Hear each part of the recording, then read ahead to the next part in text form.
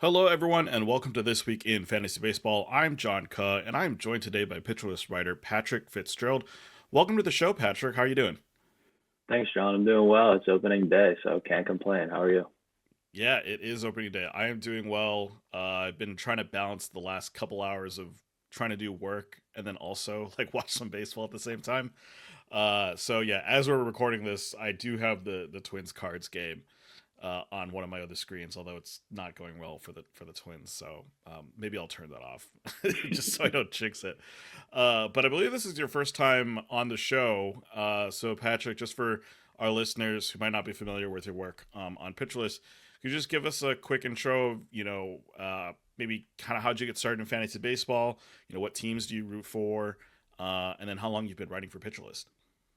Yeah, sure. So I'm going into my second year on the staff at Pitcher List as a writer, mostly on the fantasy side. I play fantasy baseball since middle school or high school, so pretty early. Just been a big numbers guy and big baseball fan. I played Division III baseball at Vassar College, so Nice. I've always been super involved with the game, and play fantasy with my friends and in random leagues, but kind of wanted to take what I was doing with fantasy to another level, so it took me to doing a little bit of writing for Pitcher List. So yeah, going into my second year and looking forward to continuing to build on what I did last year and continue to improve my writing.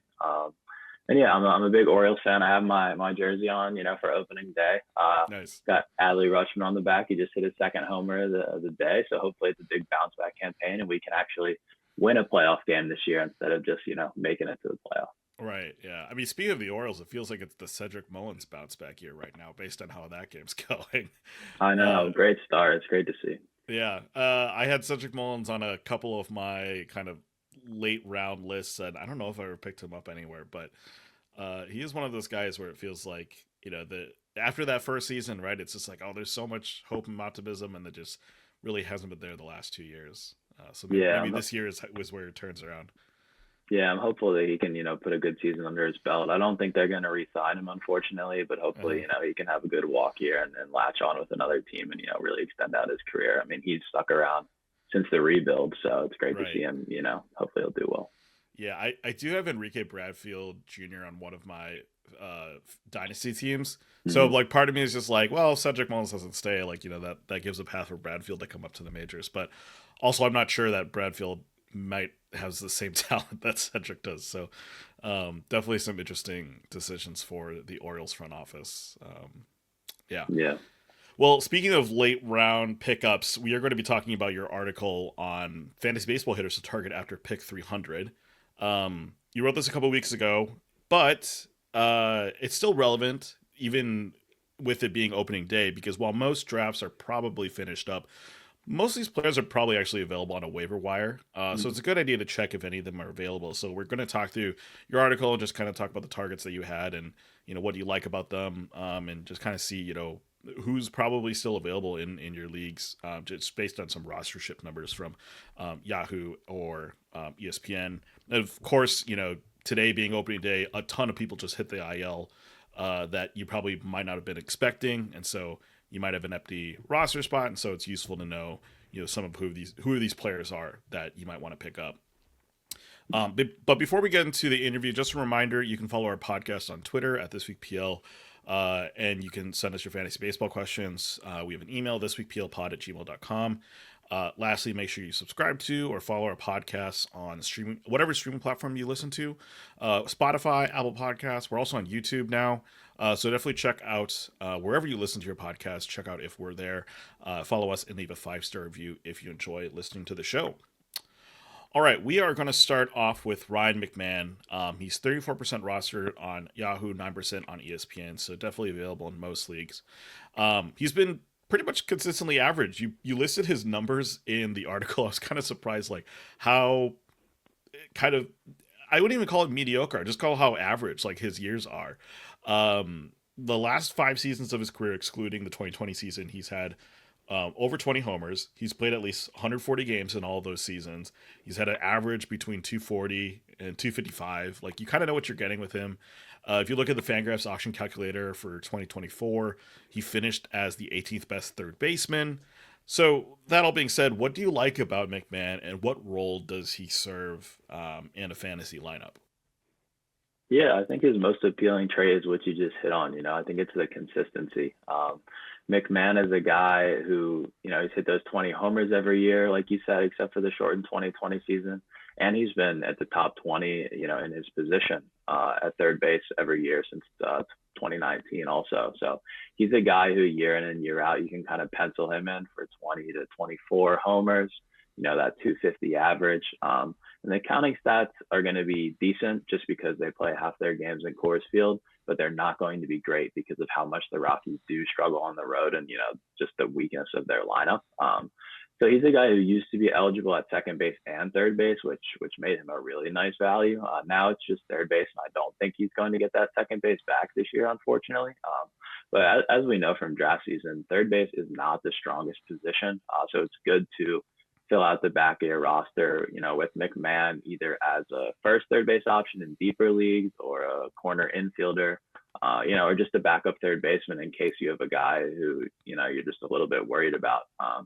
So yeah, McMahon is a guy where you can target him late and you don't have to worry about how he's going to affect the balance of your categories because he's a steady contributor pretty much across the board, 20 homers, maybe 5 to 8 steals, something like that. So he's just a balanced guy. I will say that he's probably best to use as a mostly home streamer if you can afford to do that. He did not have drastic home road splits last year, but if you look at the bigger sample of his whole career, which has been on the Rockies, he does have, I think a 100-point higher OPS at home than on the road at least. So he's not a guy that you want to be consistently starting when the Rockies are on the road, but you can do it in the pinch and definitely make sure he's in there every day at home. Yeah, that does seem to be a thing with Big Man is that you do have to be aware of what his schedule is, just because of the whole Coors effect. And then yeah, you mentioned being even though he's not in, let's just say, the top 15 third baseman, like there's still value in picking up one of those guys. I know in a draft I recently did, I kind of waited on third base longer than I probably should have. So I think I ended up with Eugenio Suarez and Nolan Arenado. And then, like, McMahon's like kind of a name that you'd probably just lump it with those guys as well, where it's like, yeah, like he's a guy who will help you for, like you said, definitely half his games when he's playing at Coors. And there's still some value there with the power and the average as well. I'm just kind of curious with McMahon not being second base eligible, like, does that knock him down a little bit in like maybe how you're approaching him in pre-draft rankings, or because we know we can offer like it was about the same in your view? Yeah, I think it does knock him down just a little bit, just because second base is also a pretty weak position, so it's nice to have him as an option there too. I think that was kind of baked into the price this year though a little bit. He was gone right around that pick 300. That was the cutoff for the article, and I Mm-hmm. do think that if he had that dual eligibility, he probably would have been going a little bit higher, maybe around 250. Like I don't know, like that Willie Castro type range. Willie Castro Sure. is a guy who has a lot more positional flexibility, but maybe not quite as much just appeal in the fantasy profile. So I think that the price, dropped in accordance with the loss of eligibility. Mm-hmm. Yeah, makes sense. All right, we are going to move on to player number two, Pavin Smith, who, funny enough, in one of our first episodes of this podcast, we actually talked about his potential breakout. I believe that was 2022, I think. And he has not broken out since. Um, he's currently 1% rostered on both ESPN and Yahoo, so more or less he's available in all leagues. Mhm. Um, Ever since that season where he basically played for, I think, the majority of the season, I think he had like 560 plate appearances or something around there. He's just bounced between the minors and the majors, had some injury issues here and there. But yeah, there really isn't much to say about sustained major league success for Pavin Smith. There's also challenges of just the outfield in Arizona always seems to be crowded with a bunch of different players. So that all being said, what made Pavin Smith kind of an exciting pickup for you to consider after pick 300? Yeah, so I think it's what he flashed last year. I mean, like you said, there's not a great major league track record to speak of, but what we saw last year in about 140 plate appearances mostly in the last month or two of the season was really promising. He's a guy who, I'm not surprised that you guys thought about him as a potential breakout because he always had great stats in the minors. But it seemed like an instance where the stats on the surface, at least in these hitter friendly minor league environments out west, didn't translate to major league success. And he's a guy who doesn't have a ton of defensive utility. So in a real life environment, it's going to be hard for him to find playing time. But I think that opportunity is going to be there this year because, we saw Jock Peterson and Josh Bell, who ended the year at first base and DH with the Diamondbacks. They've departed and signed elsewhere. They did bring in Josh Naylor, who's going to mostly hold down first base, but it opens up the strong side platoon at DH for Smith. And he can also, mix in the outfield occasionally to get guys off their feet. So there is a little bit more of a runway for playing time than compared to what we saw last year. And the Diamondbacks have a really strong lineup. They were the best lineup in the league and in fantasy in the second half of last year. I did not feel good starting any of my pitchers against them.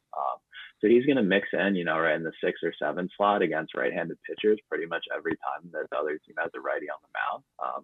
And then when you look at the skills, he's a guy who in the past has just kind of been a league average, maybe 95 WRC plus type hitter who doesn't have a ton of pop, but he really tapped into something last year that looks to be legitimate. He pulled the ball more than he ever had before. He barreled up 14.7% of batted balls. So that's almost double his career average. And then his average exit velocity on fly balls was all the way up to 90.9, which was more than 4 miles per hour higher than his career or than any other season he had. So even higher than his career average and comfortably above the major league average. So it is a small sample, right, that I'm drawing from here and citing these stats. It was, 30 games, 140 plate appearances or so. So you do have to take it with a little bit of a grain of salt, but it's just encouraging that he showed that he was capable of tapping into power like that because we really hadn't seen it at the major league level. So even if, I'm not expecting him to be I think he hit around 300 last year with maybe a 200 to 250 ISO. I don't think we're going to see that this year, but even if the truth for him falls somewhere between his career major league track record and what he did last year, that's a guy who he's not going to steal bags, but he's going to be slightly above average and in all the counting stats, really except for stolen bases and also a decent average if he can just, keep doing what he's doing. So that's why I think that he's an interesting guy to maybe watch list in your shallower leagues. And then when you see that he has a righty heavy week or half week coming up, you could add him or, just monitor how he's doing in the early season because I think he could be a really serviceable bat.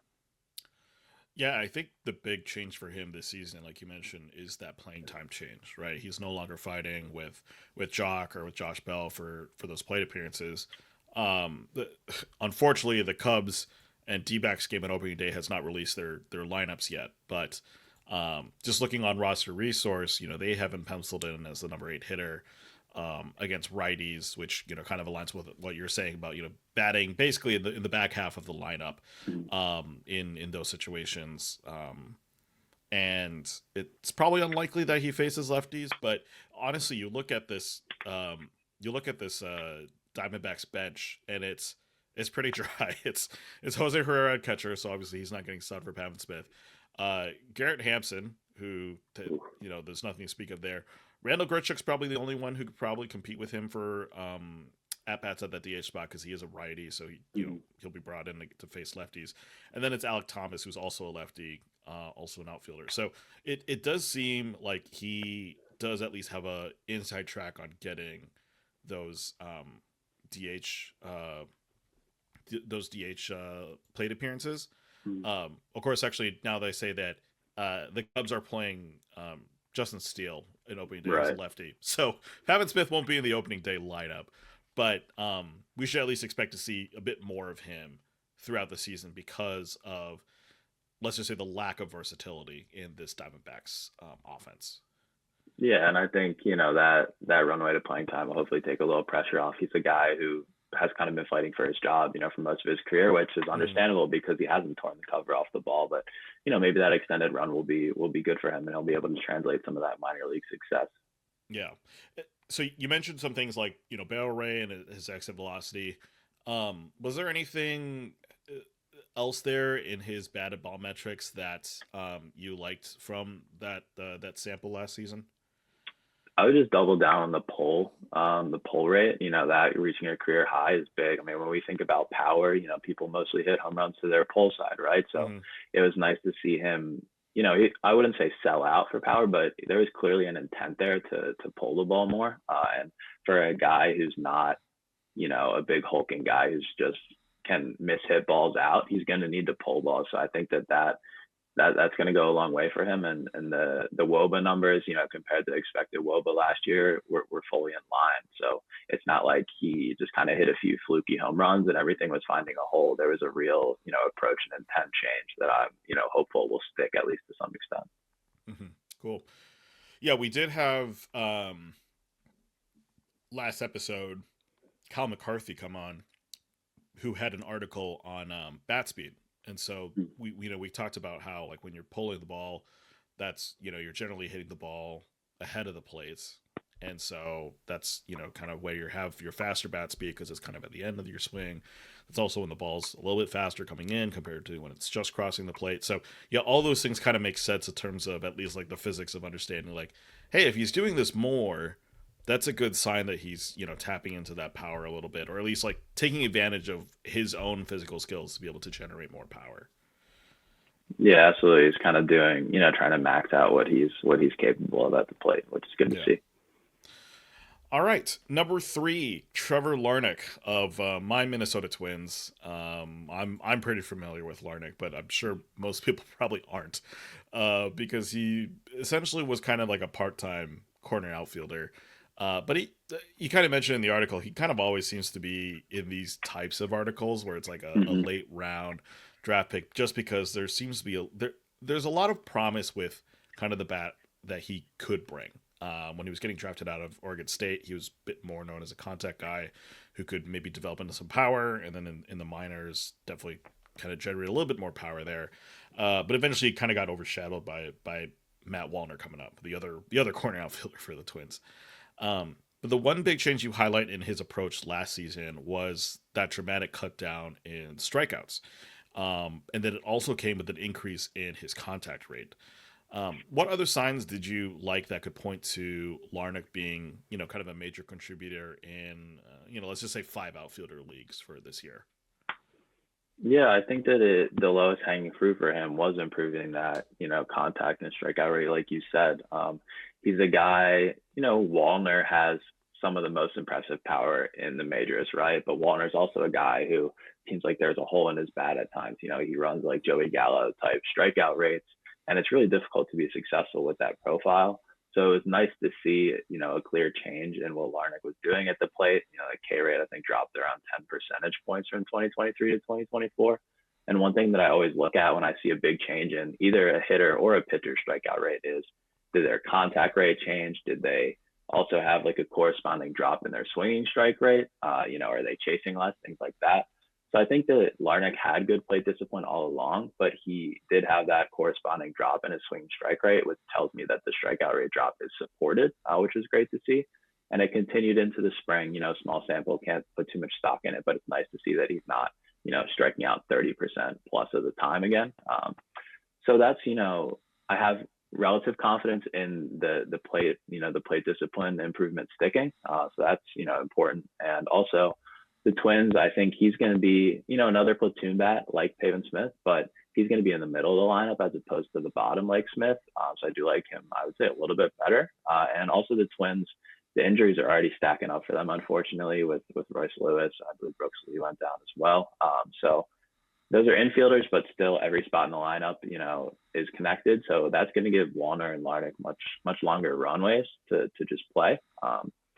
And also, he is a guy who he doesn't have that Wallner type juice, but he has good power. He, whatever metric you prefer, whether that's barrel rate, our ideal contact or ITR rate metric at pitcher list, EV on fly balls, he's above average across the board.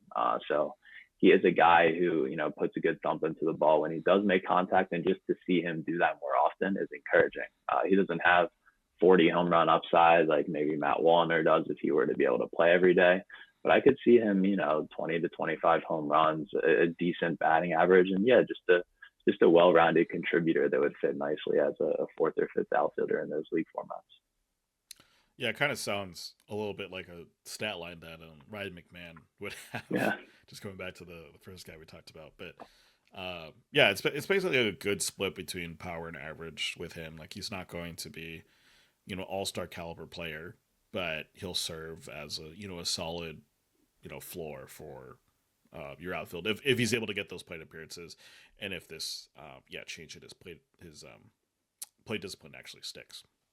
Right. And I think with these late picks or these waiver, ads, people are always attracted to the upside. Is this guy going to help me win my league? Is he going to finish in the top 50? And, you can take those risks sometimes, but I also think there's something to be said about guys who can just be steady contributors. And that's kind of what my article is focusing on mostly, just because those guys I think can get overshadowed by, maybe a prospect who's might get promoted or a prospect who doesn't have playing time yet. Those guys are kind of hard to roster on your fantasy teams, at least more than one or two of them. So it's nice to have these guys who, they don't have the highest ceilings in the world, but they also offer something and they offer it right away for your team. Right. All right. Next, we're going to talk about Luke Raley, who is in Seattle, his second year actually in Seattle. In after being basically traded, I think he was traded by the Rays to Seattle. I can't remember what the transaction was exactly there. But he actually had like a better season, ironically, in Seattle than he did in Tampa Bay, hitting more homers, eventually finishing as the 18th best first baseman, 48th outfielder. He's a little bit more higher roster than the two guys previously. He's 11% on Yahoo, 4% on ESPN. I think the other big thing is that he just has less competition this year in Seattle, and especially since I think Mitch Haniger was let go, correct? From Seattle. So there's just more opportunity for Raley to get at bats in that offense. I'm just curious here, what would be your ceiling projection for Raley, and how likely do you think he gets to those numbers? Yeah, I mean, he's not going to play against a lot of lefties, so you do have to consider that in terms of his ceiling projection. But I guess in terms of like a 90 or 95th percentile outcome, I mean, he could hit 25 home runs and steal 15 bases and hit, he's not like 250, right? He's not a guy who I would feel comfortable projecting for a good batting average just because he does strike out a good amount. But that power speed profile is something that is kind of difficult to find this late in the draft. And it also comes with some nice positional flexibility. He's got first base and outfield eligibility. So yeah, he's an interesting profile to take a shot on this late. And he doesn't have excellent plate skills, right? His strikeout to walk rates are not great, but sometimes you got to look at the guy's profile as a whole, and he offers that really nice home run and stolen base blend. And he's a guy who always puts up a double-digit barrel rate, so the power is legit. And he's been a consistently above average hitter. He's not a guy who's going to make many, if any, all-star teams or anything like that. But he slots in well as a platoon bat in the middle of an order. And he's had a tough career, right? Hitting in Tampa Bay and Seattle is not easy. But yeah, I could see a 25-15 ceiling here. And like you said, the playing time is pretty secure. Yeah, just for context, he put up 22 homers and 11 stolen bases last year. So 25 and 15 actually doesn't sound that impossible. Yeah, maybe a little more aggressive. Maybe 28. Yeah, that works. Probably the unfortunate thing for him is just that the offense in Seattle is not very good this year. There really or is, ever. Yeah, it's true, or ever. Yeah, there just really isn't a lot of probably run and RBI opportunities in that team, especially since he's batting. I think it's a couple lineup spots after J-Rod, and that's kind of the only bright spot in that on that offense. But I digress. We are going to stay in the AL West and talk about Joe Adell. 6% rostered on ESPN, on Yahoo, 3% on ESPN. To me, he's just one of the most frustrating prospects in baseball. Not because of his ability or anything, but just because he always gets hurt, and that's completely out of his control. I mean, as a Twins fan, I totally understand people getting hurt all the time, but he feels like he's the guy who become a 5-tool fantasy player and then just can't get there. But then last year we finally saw a full season from him, which was exciting, and he looked pretty good. It was 20 homers, it was 15 stolen bases. The problem is, of course, he plays for the Angels, so the runs and RBIs weren't that great. But then the one thing he could control, his batting average was just absolutely horrible, barely above the Mendoza line. So that being said, even though he wasn't a five category guy, he still did finish as the 61st best outfielder. And again, he's only 25 years old. So I guess, is there any hope for Adele to bring up that average? Because I think that's the one thing that most fantasy managers are kind of hoping can improve this year. It's kind of why you'd be willing to take a flyer on him, because the power and speed are certainly there, but the average is not. Yeah, I mean, I think in a small sample, there's always hope, right? He could run a good BABIP season or something like that. He does hit the ball pretty hard when he does make contact, so I could see him hitting 250 in a good year. But overall, I mean, just with the amount that he strikes out, the projection, I don't think ever is going to get anywhere above 220 or 230, even though he is, a speedy guy and he does have good pop. I think that that's something that's holding him back, and it's going to determine whether he can even stick in the major leagues, is if he strikes out 35% of the time or 28% of the time. So I think, you do need to stomach and expect a bad batting average out of Adele. But he is, we just talked about a few platoon bats. If Adele, holds his own, he's not going to be a platoon bat. He's going to play every day, especially because, Trout's moved over to right. So Adele's probably going to play center. And then Mickey Moniak just got released. So, there's a competitor, albeit not a strong competitor, going Mm-hmm. right there. So he's a guy who, like Rayleigh, most of his value will hopefully come from the home runs and stolen bases. The average it's going to be ugly just because of the strikeouts. But I will say with Adele, you'll at least know what you're going to get pretty early on. That's true. If he absolutely tanks, I don't think you're going to regret cutting bait. I will say, at the time that I wrote this a couple weeks ago, I didn't have much spring sample, and he was pretty bad in the spring. What I Mm-hmm. have here is a 17-1 strikeout to walk. So I don't know if he was, just swinging just to swing, or if he was working on something. I mean, it's kind of hard to believe he was working on something, striking out that much. But if you continue to see something bad there in terms of the strikeout to walk, it'll be pretty easy to jump ship. But maybe he'll just pile up homers and steals, and Ron Washington will let him run. So this is a guy who has upside, but definite downside as well. Yeah, the inability. Well, I shouldn't say inability to get walks. He just hasn't never been like a really solid walk guy.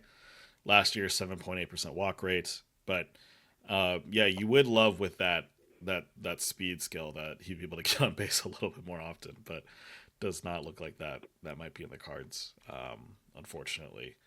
Yeah, and I think with him, the idea is right. Like, maybe he goes, like you mentioned in the article, maybe he goes 25-20, right? He Mm-hmm. is able to get to 20 steals at least, and I think that requires, um, just being able to get on base, and I think that so that 13 that 17-1 strikeout to walk ratio is just don't love that. I mean, I guess if you could say there's any improvement, it's the fact that like his strikeout numbers have been always crazy. I mean, again, very limited sample. 2023, he had 17 games of 40% strikeout rate. Mm-hmm. 2022, he had a 37.5% strikeout rate. And last year, in 130 games, 28% strikeout rate. So, like, that number did go down, right? There was some improvement that we saw there. And he generally has had, not great numbers in the minors as well when it comes to strikeout rate. Um, but yeah, just being able to get on base just a little bit more, that's probably adds a couple more steals to the equation for him. So Yeah, it's with Adele, it's unfortunate because you can say pretty comfortably that he's never going to become what, the Angels or just baseball fans hoped he would be. hmm But like you said, he's still young, so you can't just, cast him aside, especially on a team that, he's been there for so long and they've invested a decent amount in him. And, they made some signings in the offseason, but, we know the Angels aren't going to be great this year. So you might as hmm well run him out there and, give him the opportunity and just, see what he can do over a big sample. right, yeah. I mean, barring injury, it feels like he's going to get to 600 plate appearances this year, because there literally is no one else that they have behind him. Yeah. All right, switching from a young guy to it's a pretty old guy in Carlos Santana, coming back to Cleveland. He had a pretty good year last year with the Twins, finishing as the 17th best first baseman, just right ahead of Luke Raley. And now he's the primary first baseman in Cleveland because, like you mentioned, the Guardians traded Josh Naylor to the Diamondbacks. He's got some some competition behind him, right? Kyle Manzardo, Johanski Noel, Big Christmas. Mhm. Both those guys could play first base too, but Cleveland decided to pay this guy $12 million to play first base for them. So 9% rostered on Yahoo, 21% rostered on ESPN. So there seems to be a little bit of traction behind Carlos Santana. Do you expect him to repeat his numbers that he had in Minnesota in 2025, especially with a team that, let's just say, just has less firepower than the Twins do? They pretty much have Joe Ram, some Stephen Kwan, and that's kind of it. So, yeah, Mm. what's your outlook on his season this year? Do you think it's going to be as good as 2024? Yeah, I mean, I would expect a slight step back just given that, the season that he popped last year kind of stands out among his recent performances. 23 homers, hit 238. So I would expect a small step back, but, nothing crazy. He's a guy who's, kind of just a consistently above average hitter. And like you said, the Guardians are not a team that goes out and spends. So when they give, 37 or 38-year-old first base only guy $12 million, I expect him to be in there every day and pretty close to the top of the lineup, probably right there in the heart. So I think that we can expect maybe 90% of what he did last year, which is still a really useful season in deeper leagues. So I think that he's a really balanced guy. He has a great plate approach, unlike Joe Adell and Luke Raley. And I think that Cleveland, they have a much different offensive philosophy than most teams, definitely, but Yep. I don't think their offense is that much worse than the Twins. They scored 30 fewer runs than the Twins last year, which is it's a notable difference, but it's not, like one team is in the top five and the other team's in the bottom five. And I think that the projections like Pacoda, forecast a similar, gap this year. So it's kind of a middle of the road type lineup. There was also some interesting stuff going on in Progressive Field last year with the in Cleveland's home park. I saw some stories about how they removed some seats or some structures from the stadium, and people were hypothesizing that it kind of created a little bit of a jet stream that led to a few more home runs. And the Statcast park factors do back that up. It went from a ballpark that was close to the bottom, bottom 10 in terms of home runs and run scoring and things like that, in the 3-year rolling factor to last year, it was a little bit above average, which is surprising given, what we think about Cleveland's team in the ballpark. So I think that, Cleveland's not a place where it's impossible to hit anymore. And I think that Santana and the whole Guardians lineup is going to benefit from that. And yeah, I think that he's just, to expect kind of like Ryan McMahon. And then if you play in any OBP league, he's a great target. He's a guy who double digit walk rate year after year. That's probably a big reason why he's still playing after 15 plus years in the majors, that on base skill. And then also the fielding. I believe he won a gold glove last year. So he's a guy Yep. he's really solid across the board. And, when we look at his career, it's going to be pretty impressive and probably unexpected how well he's done. Yeah, I do think actually him winning that Gold Glove last year um, really solidifies him as the first baseman for the most part for these Guardians. Like they'll give him a day off here and there. They'll maybe have him DH a couple times because again he is 38 years old. Mm-hmm. But yeah, just the fact that they gave him that much money, the fact that he won the Gold Glove last year, kind of just emphasizes like he's not a detriment to your defense at first base. And so yeah, it makes sense that he is going to get plenty of plate appearances with Cleveland this year. And then for context, yeah, Cleveland had him batting cleanup in their lineup Oh, today. great. So he's definitely going to get as many opportunities as possible to get runs and RBI on that team, as long as those guys get on base, which it's kind of the way it works. Actually, some live baseball. He just got intentionally walked, so that's fun. They're scared of him. They're scared of Yeah. him. So, anyways, yeah, Carlos Santana. I think there's some interesting stuff there. Obviously, like first base is the deepest position, so with Riley, at least he was an outfielder, so there's a little bit more flexibility with him. But Santana being first base only probably hurts his value a little bit more.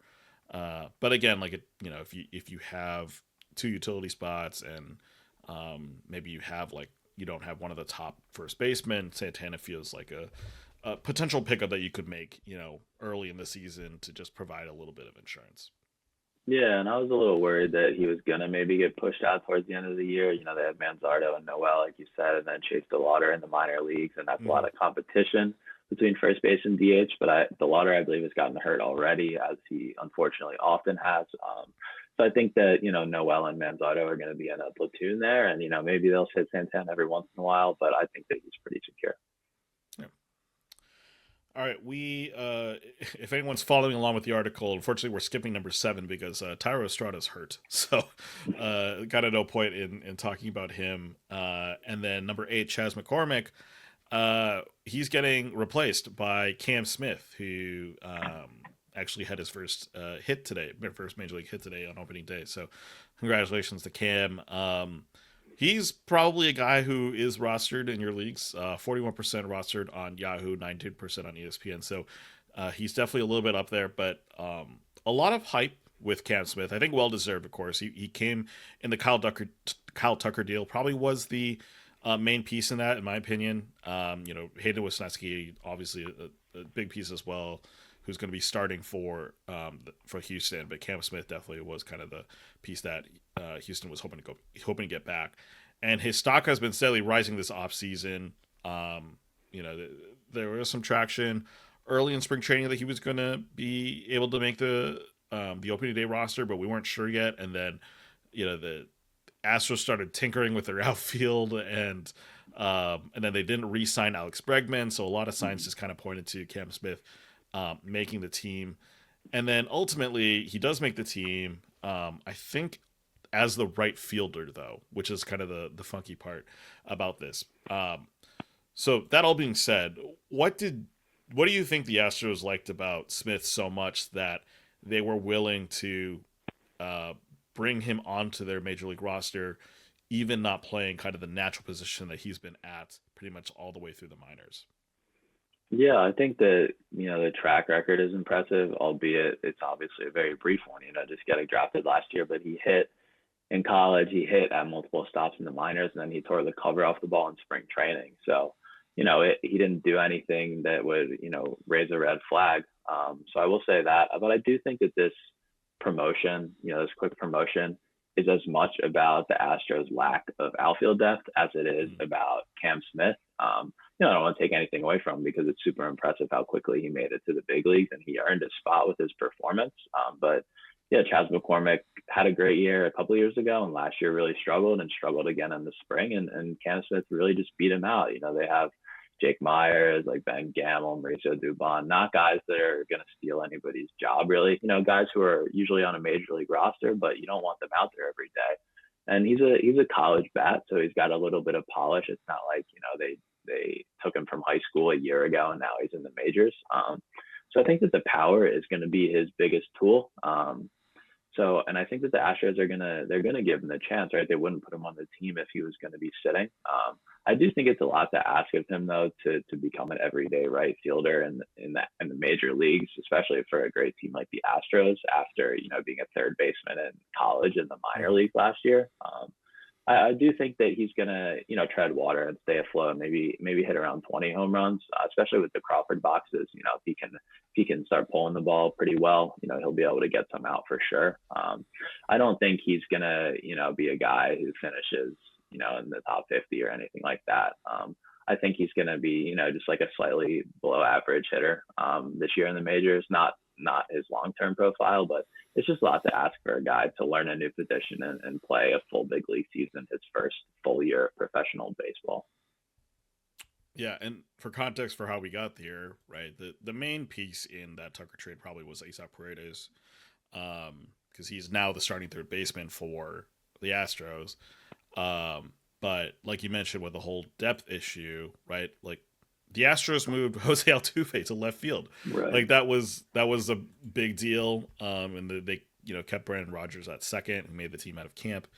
But yeah, after him, it's after Cam Smith, like you mentioned, it's Mauricio Dubon, it's Chas McCormick, like two guys who have played in the major leagues, and both those guys Cam Smith beat out in spring training. And the stats for him are pretty impressive. Like again, it's spring training, so take those stats with what you will. But in 43 plate appearances, He had 4 homers. He had an 11% walk rate. Um, at the 186 WRC plus. Whatever you can take from that through 43 plate appearances, but he clearly played super well in spring training to kind of, well, not necessarily force the hand of the Astros, but kind of just be like, well, we want his bat in the lineup, so we're going to have him play a new position, as opposed to relying on these other guys who probably would be better defensive options, but just have worse bats, which I think is a good endorsement of what he brings to that team this year. Yeah, and I think the Astros, with losing Tucker, trading Tucker, and losing Bregman, they're not a dominant team anymore. I don't think they're going to roll out of bed and win the AL West. So they're probably looking around and thinking, we need to have our best team out there from day one. And Cam Smith made the case that he should be a part of that. Yeah, I guess the thing going for them is the AL is just horrible this year. And by horrible, I don't mean like they're absolutely terrible, but I would not be surprised to see like none of these teams get above 95 wins this year. Like it will be a very close race in pretty much every single division. Right. So yeah, I think it makes sense with the Astros, like what you're saying. Like just put your best lineup there, see what happens, and even if it doesn't work out, like you're getting this rookie, this 22-year-old rookie, like valuable at bats at the major league level. Yeah, absolutely. All right, moving to well, I guess we're staying in the AL West. I guess that's kind of the theme here is that there's a lot of guys in the AL West that are going after pick 300. Um, we're going to go to back to Seattle with Dylan Moore, 11% rostered on Yahoo, 8% on ESPN. The fun thing about Dylan Moore, he's eligible at every position except catcher. Um, but the problem is if you look at his numbers from last year, he's pretty much only helpful at stolen bases. Like he did have 10 homers last year, but the big calling card for Moore was the 32 bags. And if you look at the Mariner infield right now, it's J.P. Crawford at short, it's Jorge Polanco at third, and then Dylan Moore at second. I'm not sure if he's starting there on opening day. Lineups aren't out yet, but yeah, it's tough. The Mariner infield is tough, and I guess like Luke Raley at first, as we just talked about. So that all being said, he's probably going to get a lot of playing time. But do you like that for more? Is that kind of a reason to pick him up? And then when you compare to guys like J.B. Crawford or Jorge Polanco, who do you like the most out of those three? Yeah, so with more, as I got kind of later on in the article, I wanted to provide some deeper recommendations. So these guys are going to have obvious warts, and with more, it's the batting average limitations and not an everyday role. I think that I would take probably Polanco slightly over more. I've always liked Jorge Polanco, and it's really a shame, how much he struggled last year. But I do think that he's playing third every day this year, and he already has second base eligibility from last year. So it's going to be nice to see him get that second third combo. And also, I think Moore is going to face a little bit more competition than Polanco. Ryan Bliss, I think, is going to get a Mm-hmm. little bit of run at second base for the Mariners. Another guy, he's a prospect, but not a highly touted one. But he'll get some opportunity. So yeah, the value with Moore, like you said, is in the speed and the versatility. He's a guy who he might not be in the projected starting lineup against righties, but he's going to plug in for a lot of guys off days. And then in the event of injury, he's going to be the first one, to fill that slot. That's what happened last year when J.P. Crawford went down. He played shortstop a lot. And I think I would prefer more to Crawford just because Crawford doesn't have positional flexibility, and shortstop is pretty deep these days, in terms of Mm-hmm. the talent. So Crawford's a classic better in real life than fantasy guy because he walks and he's a solid shortstop. So I think I would slot more in as second, with the three of those. But yeah, Moore's a really nice speed source if you find your team light on that, especially if it's like a lefty heavy week or half week. He's not a guy who's going to play 160 games, but he does on a per game basis, provide some pretty good juice in terms of speed and also, a little bit of power. He'll hit double digit home runs, not over a full workload. Yeah, I think the challenge with Moore is like if you roster him, like you're probably not starting him for a lot of these opportunities, unless he's in the lineup, obviously. But well, one number I really noticed from him last year was that 320 OBP. It was like this guy does get on base, a reasonable amount, which does seem to kind of make him a really good speed streamer, or the sense that like you don't feel terrible about putting him in your fantasy lineup if he's starting one of these days and you have an open spot, right? I think that's kind of the way to think about more, is that you're not starting him every day, but when he does start and you have that and you need some speed, like he'll probably get on base, and he might get you a stolen base too. I think that's kind of how I feel about what the role that Moore plays in a fantasy lineup. Yeah, it's a pretty unusual fantasy profile or real life profile. A guy who steals a lot but has a bad batting average, and I think Yeah. a lot of that has to do with his patience at the plate. And he's just maybe not a great hit tool. Hmm. But yeah, he does make up for a little bit of that average detriment with some walks, which does feed into those stolen base opportunities. Yeah. All right, final player, Brian Rocchio, who I held on my fantasy dynasty team a couple years. Finally dropped him this year because it was just I was done. There was no hope for me there. He did not turn into anything cool, but that doesn't necessarily mean he's not he's a bad player, right? He is a defensive stalwart. Right? He's going to be probably starting in shortstop every day for the Guardians. But he doesn't really have a lot of fantasy value. He didn't even finish in the top 30 fantasy shortstops last year. So, yeah, why'd you put up Ryan Rocchio's name in this article? What do you like about him that makes him worth taking a look at in fantasy leagues? Yeah, this is easily the deepest recommendation on the list. Probably only a fit in AL only type leagues. Mm-hmm. But yeah, with Rocchio, like you said, I think he was his age 22 season last year, and he held his own as a rookie shortstop. And even played well in the playoffs when the Guardians made a little bit of a run, which was nice to see. So I think that the volume is what gets him any consideration here. In the new age of shortstop, in the fantasy landscape with these crazy guys who are going 30-30 or stealing 60 bases like Ellie, he gets Mm-hmm. very overshadowed, right? He's a little bit of a throwback type profile. But yeah, with Rocchio, the key is the volume. And I was looking at his projections and stuff, and they have him around 135 games or so, which seems a little light to me, just because he played 143 last year. Yeah. And I wouldn't see any reason why he wouldn't replicate, if not, bump up to 150 this year if he stays healthy, just because he's continuing to, grow as a player. So I think that, if he runs out there for 150, 155 games, it could be a 15-15 type season with a, palatable batting average. And he's going to hit at the bottom of the order. So the counting stats aren't going to be great. But yeah, it's just kind of a sum of his parts type player. And he, like I said, was good in the playoffs last year and continued to hit decently well in the spring. So, I'm just hoping for a kind of a modest step forward. Maybe he'll bump up to like a 90, 95 WRC plus type guy. And yeah, just show, his continued ability to just be consistent. He's not, let's say you punted shortstop in an AL only league, right? He would be a good fit for something like that. I think he was going around like pick, 500 in those 50 round leagues. So like I said, super deep recommendation, but just a little bit of an interesting player to kind of round out the list here. Yeah. There's literally no competition for him in that roster. The Guardians don't have anyone notable in AAA right now who's a shortstop prospect, and then on their bench, I believe the only infielder that would play shortstop is Daniel Schneemann. Right. So yeah, he's gonna be in the 9 hole pretty much the entire season playing shortstop, and a couple days off here and there. So at least you have that going. At least he has that going for him, where he's going to be pretty much an everyday player. Yeah, the average isn't great.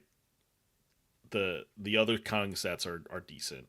And Right. I And think the thing that he bats ninth actually probably helps him a little bit in this offense, because that means Quan and Ramirez are right behind him. So if he's able to get on base, he's probably going to come around and score as well with that team. So yeah, very fun, deep choice, because obviously we had to sneak those in these types of articles. Yeah, exactly. And I think he got a little unlucky last year in the average. He doesn't hit the ball super hard in terms of exit velocity, but a 245 BABIP, that's Yeah. something you mostly see with like heavy fly ball hitters, which he's not. So, there's not a 300 batting average ceiling, right? But 230, 240 is a reasonable expectation compared to the 206 we saw last year. Right. Yeah. Like his career BABIP is a 264, so it's like kind of around that number. But that might only be his majors numbers. So his minor numbers were a little bit better in terms of the BABIP department, but it's also, how much do you value Yeah. those stats? So, all right, well, that is going to wrap it up then for looking at fantasy baseball hitters to target. Probably in your waiver wires at this point by the time that this Mhm. episode comes out. I still have a draft this coming Saturday, so there's still people who are drafting after opening day, unfortunately. These types of players are still valuable to look at. The guys who are likely going to be available in pick 25 or on your waiver wire. So definitely helpful to review some of these at the start of the season. So appreciate you writing this up and doing this interview. So before we go though, Patrick, just let the people know, if you've got any articles kind of in the works right now, or how people can get in touch with you on social media. Feel free to share that or no. Yeah, absolutely. So on Twitter, X, whatever you want to call it these days, I'm at P Fitzgerald _99. That's really the only place where I'm active, retweeting my articles and stuff. Maybe I'll start posting a little bit more stuff, but we'll see. In terms of this year for pitcher list, I'm going to be alternating on a couple different series. The Patience or Panic series, which I did last year, every other week, where we look at guys who are struggling and, usually high profile guys, and kind of dig under the hood and see, if there's really concern here, or if you should just hold until the luck evens out. So I'll be doing that every other week, and then also doing some work on expected starting pitching schedules and stuff like that throughout the season. I'm in the pitcher list Discord doing, occasional live chats and stuff with the people in there. So yeah, a couple different ways to keep up with what I'm doing. Yeah, definitely shout out to the live chats. By the way, I know we just got them started in the Discord this week. I think. Do you know what days you're doing in the Discord? We kind of just switch off, whenever we have availability. People just jumping in, make sure we have an hour covered each day, just so people can ask their sit start questions or trades. Really anything. We're there to help out. Nice. Yeah. So, definitely check out Patrick and the rest of the live chat team for that matter. Super helpful to have those guys in our Discord. If you don't know what the Discord is, you can sign up for Pitchless Pro on the Pitchless website. There you'll get access to the Discord, where we're talking about fantasy baseball pretty much, or just talking about baseball in general the entire time. But then you'll also get access to a bunch of different articles, different tools that are super helpful throughout the year. I know we've got some things that are behind the Pitchless Pro paywall, so to speak, but a lot of stuff that's useful. A lot of interesting stats to check out. I know we didn't really talk about PLV for a bunch of these guys or their process, but that's one big thing that I think has been helpful for me, for a lot of pitcherless writers this past season, of understanding Process Plus and how these guys approach the plate in terms of their power and their ability to make contact. So definitely check that out. But you can also find us again at This Week PL on Twitter. Send us your comments and questions at thisweekplpod@gmail.com. You could find myself on Twitter at the John K. Again, Patrick just shared his handle. It was P Fitzgerald _99, right? Yeah, that's correct. So definitely check out Patrick on social media as well. And then if you haven't done so already, please subscribe to the Pitchless podcast feed. Again, we're on Apple, we're on Spotify, we're on YouTube now. Wherever you listen to your podcast, leave a 5-star review if you enjoy the show. And again, just one final plug for Pitchless Pro. It was super helpful throughout draft season, and it's just going to be just as helpful throughout the actual season of baseball. Just do that. You can check us out on the Discord, get advice from all the fantasy experts and writers over there. So that's it for this episode of This Week in Fantasy Baseball. For Patrick, I am John, and we will see you in the next one. Later, everyone.